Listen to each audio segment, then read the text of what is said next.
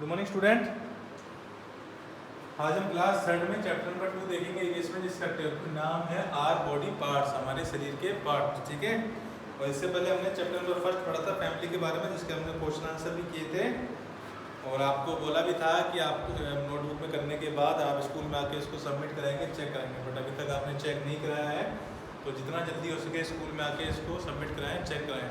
ठीक है, और दूसरी चीज़, बुक अगर आपने परचेज़ नहीं करी है अपने, मैं बार बार एक ही बात बोल रहा हूँ, बुक परचेज़ नहीं करी है तो एक बार बुक फटाफट से परचेज़ कर लीजिए, क्योंकि जब मैं चैप्टर पढ़ाऊँगा, रीडिंग पार्ट कराऊँगा या क्वेश्चन कोई भी पार्ट करेंगे, तो वो जब तक आपके पास बुक नहीं होगी तो वो आपको समझ में नहीं आएगा। तो इसलिए नेसेसरी है कि बुक आप परचेज़ कर लें जितना जल्दी हो सके। ठीक है, तो आज देखेंगे चैप्टर नंबर 2, पेज नंबर है आपका 7R बॉडी पार्ट्स की। आज हम पढ़ेंगे बॉडी पार्ट्स के बारे में, जो हमारी बॉडी है उसके क्या क्या पार्ट्स हैं, क्या क्या ऑर्गन्स हैं, वो सब हम देखेंगे आज इस चैप्टर में। तो बुक में देखेंगे सभी स्टूडेंट। तो लिखा है chapter number 2 our body parts. तो our body has many parts, कि हमारे शरीर के काफ़ी सारे पार्ट्स हैं। It is made up of bones and muscle. ये किसके बने होते हैं? बोन्स, हड्डी और मसल्स के बने होते हैं। इट हैज़ 206 बोन्स, यानी हमारी बॉडी में कितनी बोन होती है? 206। Each part perform some work, और सब अलग अलग तरीके से वर्क करते हैं। Let us discuss some here. अब आपको यहाँ पर एक्टिविटी फर्स्ट दे रखी है। देखो नीचे स्टूडेंट, एक चिल्ड्रन खड़ा है, एक चाइल्ड है छोटा सा, इसने अपने हाथों को फैला रखा है और उसके अलग अलग बॉडी पार्ट दिख रहे हैं। ठीक है, तो देखिए पहला जो बॉक्स है मैं यहाँ से स्टार्ट कर रहा हूँ। ठीक है, यहाँ से यूँ और यहाँ से यूँ। तो पहला पार्ट है वो क्या है आपका? हेड है। ठीक है, और सेकेंड वाले में आपका आइज़ है, एंड थर्ड है आपका हैंड है, फोर्थ में आपका स्टमक है, और फिफ्थ में आपका लेग है। एंड इधर से आप स्टार्ट करेंगे तो नोज़ आएगा पहले, फिर ईयर है, फिर फिंगर्स है, फिर चेस्ट है, एंड देन फीट है। तो ये बॉडी पार्ट है आपके। हाथ हो गया, आँख हो गई, और सर हो गया, पेट हो गया, पैर हो गए, ठीक है, नाक हो गया। ये सब जो आप बॉडी पार्ट आपको दिखाई दे रहे होंगे, आप अपनी बॉडी में देख सकते हैं, तो ये सब बॉडी पार्ट होते हैं। तो पहला पार्ट है हैंड्स। हैंड्स के बारे में पढ़ेंगे कि our hands are very important part of our body, कि जो हमारे हाथ हैं हमारी बॉडी के काफ़ी इंपॉर्टेंट पार्ट हैं। We can not work without it. ठीक है, जाहिर सी बात है कि अगर आपकी बॉडी में आपके हाथ ही नहीं होंगे तो आप वर्क नहीं कर सकते। यानी आप किसी भी ऑब्जेक्ट को उठाते हैं, ठीक है, तो उसके लिए आपको किसकी हेल्प लेनी पड़ेगी? आपके हाथों की। कुछ भी आप लिखते हैं तो उसके लिए आपको किसकी हेल्प लेगी? अपने हाथों की। अगर आप बाइसिकल चलाते हैं तो उसके लिए भी आपको किसकी जरूरत पड़ेगी? आपके हाथों की। इसलिए कह सकते हैं कि जो हैंड है वो हमारी बॉडी का सबसे इम्पोर्टेंट पार्ट है। We use our hands to eat food, write, paint, picture etcetera. कि हम अपने हाथ का यूज़ किस लिए करते हैं?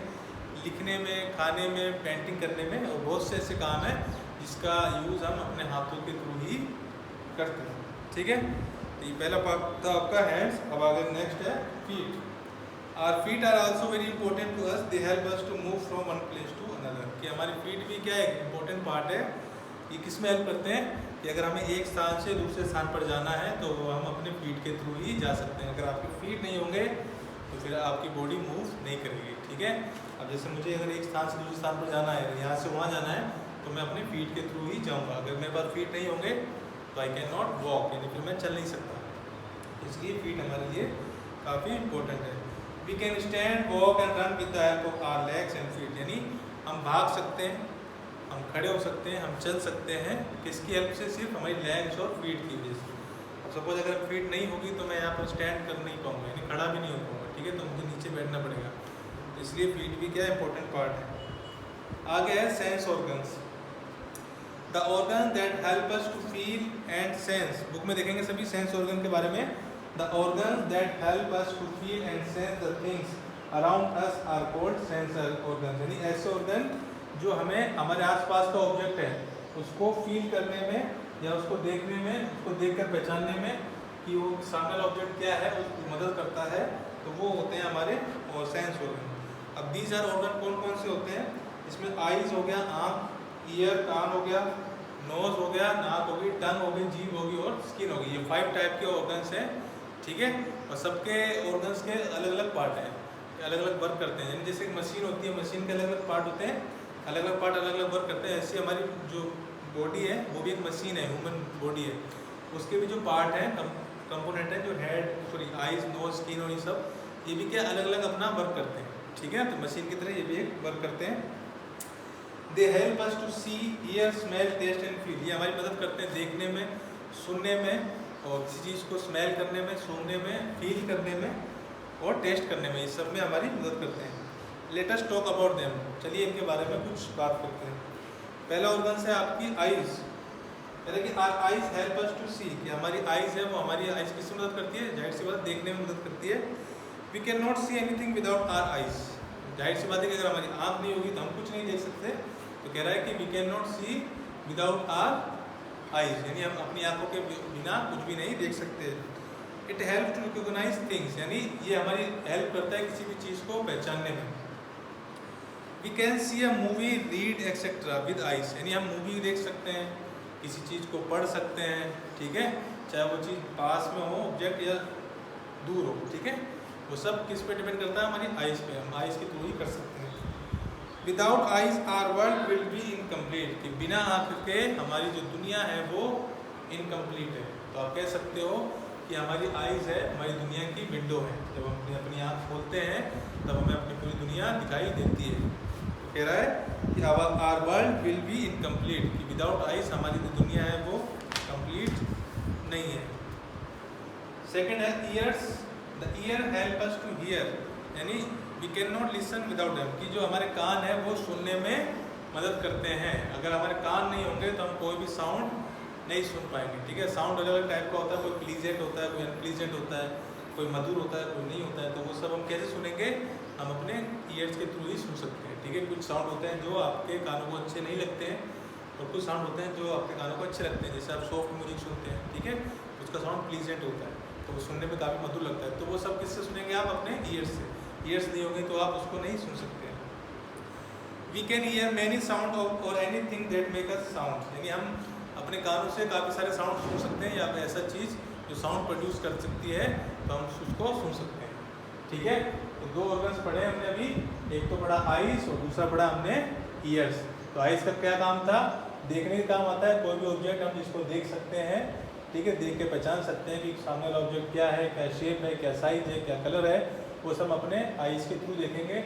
और सेकेंड ऑर्गन हमने पढ़ा कि हम ईयर्स के बारे में, ईयर्स के थ्रू हम किसी भी साउंड को सुन सकते हैं और पहचान सकते हैं कि कौन सा साउंड मधुर है, प्लीजेंट है, कौन सा नहीं है, ठीक है। और दूसरी चीज़, आपको ऑर्गन्स के साथ साथ में प्रिपरेशन या उसकी केयर भी करनी चाहिए। जैसे कि आइज़ की केयर करने के लिए आपको प्रॉपर इसको ठंडे पानी से धोना चाहिए, ठीक है। और दूसरी चीज़, आइज़ में आप बिना जैसे नहीं आँखों को मसलना गंदे हाथों से या गंदे रुमाल से, टॉवल से, तो वो नहीं करना है। और आँख में कोई भी शार्प ऑब्जेक्ट आपको नहीं लगना चाहिए, जिससे आपकी आँख डैमेज हो सकती है। दूसरी चीज़, आप अपनी आँखों से टेलीविज़न देखते हैं तो आपको लंबे टाइम तक टेलीविज़न नहीं देखना है। टेलीविज़न देखना है नो डाउट, बट एक प्रॉपर ब्रेक लेके देखना है। ऐसा नहीं कि आप बैठे हैं सुबह से लेकर शाम तक टेलीविज़न देख ही रहे हैं, इससे आपकी आँखें ख़राब हो सकती हैं। तो ठीक है, ब्रेक लेके आपको टेलीविज़न देखना है।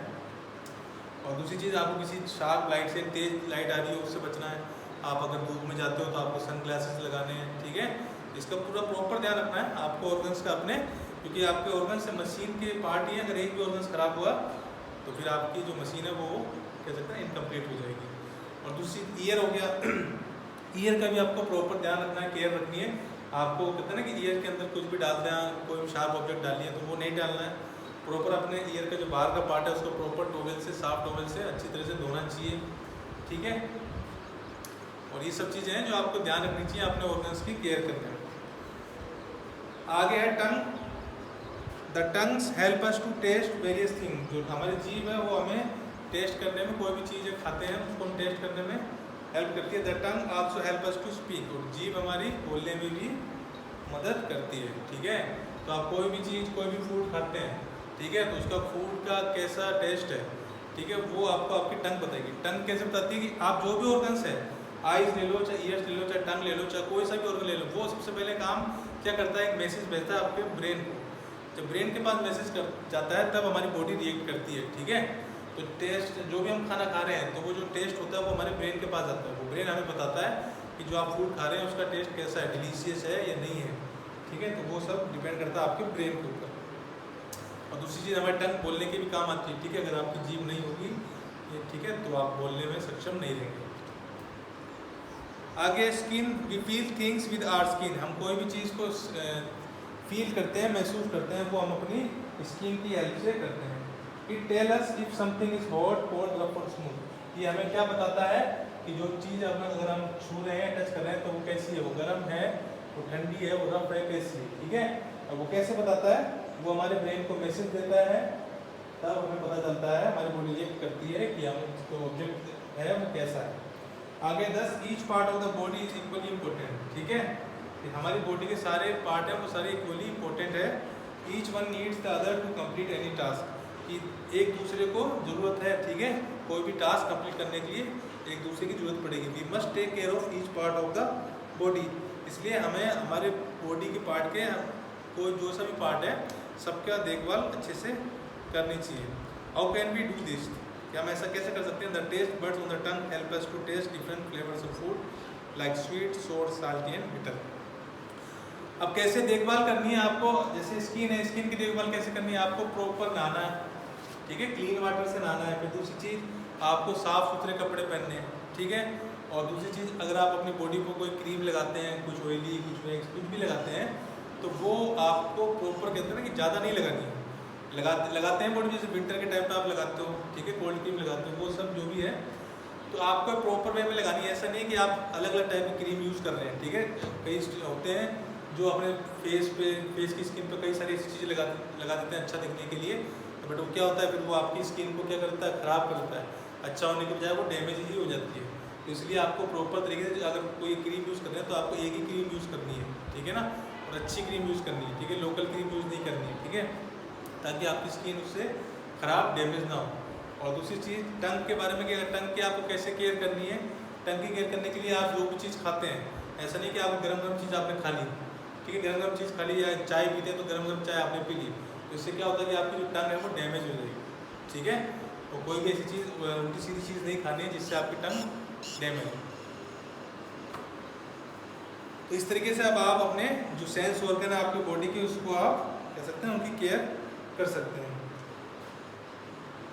आगे, differently abled people, some people can not see, hear, speak और वॉक लाइक एवरीवन एल्स, कि कुछ लोग ऐसे होते हैं जो बाकी नॉर्मल लोगों की तरह ना देख सकते हैं, ना चल सकते हैं, ना बोल सकते हैं।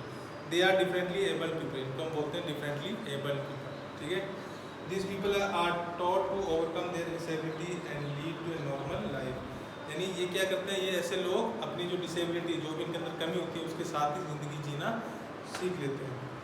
People who can not hear or speak learn to communicate through sign language, जो लोग बोल नहीं सकते हैं, सुन नहीं सकते हैं, वो लोग कैसे बात करते हैं, अपने साइन के थ्रू बात करते हैं। जैसे ये आपको इसमें साइन बताया गया, इसके थ्रू वो आपस में एक दूसरे से बात करते हैं। They are also told lip reading so they can understand what others are saying, वो साथ में क्या करते हैं, सामने वाला जो बोल रहा है उसकी लिप रीडिंग करते हैं, यानी जैसे कि मैं जो बोल रहा हूँ, मेरे लिप्स बोल रहा हूँ, उसको वो रीड करते हैं, उसको समझते हैं, ठीक है, और उसके थ्रू वो पहचानते हैं कि सामने वाला आपसे क्या कहना चाह रहा है, ठीक है। तो ऐसे लोग क्या होते हैं, डिसेबल होते हैं, जिसके किसी के आइज़ नहीं है, किसी के ईयर मतलब सुनाई नहीं देता है, किसी को दिखाई नहीं देता है, किसी को बोला नहीं जाता है, तो ये लोग ऐसे क्या होते हैं, ये लोग फिर अपनी इसी डिसेबिलिटी के साथ ही जीना सीख लेते हैं, ठीक है। बट जैसे एक नॉर्मल इंसान वर्क कर सकता है, वो वर्क नहीं कर पाते हैं, बट धीरे धीरे क्या होता है, ये उसी लाइफ में जीना सीख लेते हैं, ठीक है, और उसके बाद फिर ये अपनी नॉर्मल लाइफ जीते हैं, ठीक है। तो इसलिए कहा जाता है कि अगर आप अपने ऑर्गन्स का ध्यान नहीं रखेंगे, अगर आपका ऑर्गन डैमेज हो गए तो आपको फिर बहुत ज़्यादा नुकसान हो जाएगा आगे, ठीक है। तो आपको काफ़ी सारी दिक्कतें सामने आएंगी अगर आपका कोई भी ऐसा ऑर्गन खराब होता है, क्योंकि जो लोग डिसेबल होते हैं उनको पता होता है इन चीज़ की क्या वैल्यू है अपने ऑर्गन्स की, ठीक है।